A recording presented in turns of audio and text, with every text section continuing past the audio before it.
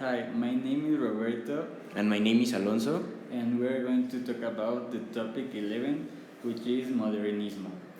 In context, place, and time, it started in 1880 and finished in 1910, with the crisis of the end of the 19th century in Europe and the Industrial Revolution in 1770. Some aspects at that time was life around science industry and trade art, but artists were considered unproductive and useless.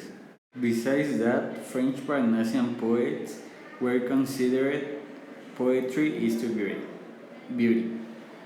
Also, new formed American republics, niche of market for Europe, and the Europeanization, which is the Hispanic form of the universal crisis and the spirit of that time had crisis. Characteristics. Rubén Darío from Nicaragua started this movement. Influences came from all over the world, such as French poet Charles Baudelaire, Arthur Rimbaud, and by several writers such as Wade Whitman, Oscar Wilde, Eugenio de Castro, Berceo, or the archipriest of Ita.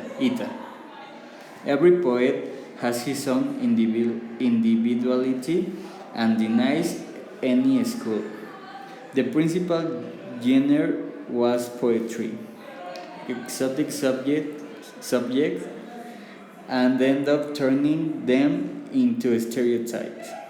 No poetic rules seeks creative freedom to make reality literature without nationality. Topics with symbols and distant or exotic culture. Some symbols of this movement is swan, that is the purity and beauty, princess, that is the innocence, and peacock, that is the vanity and royalty.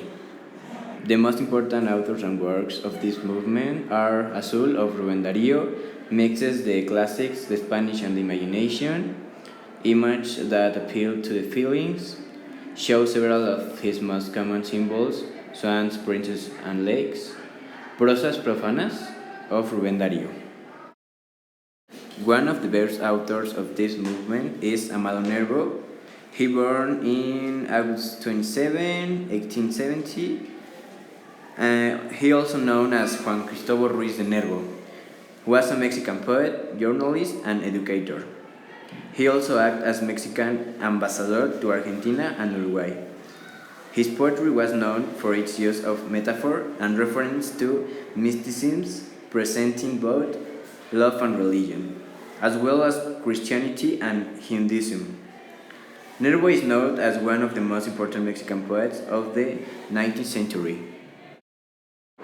Two of his best and famous works are El Bachiller and Serenidad.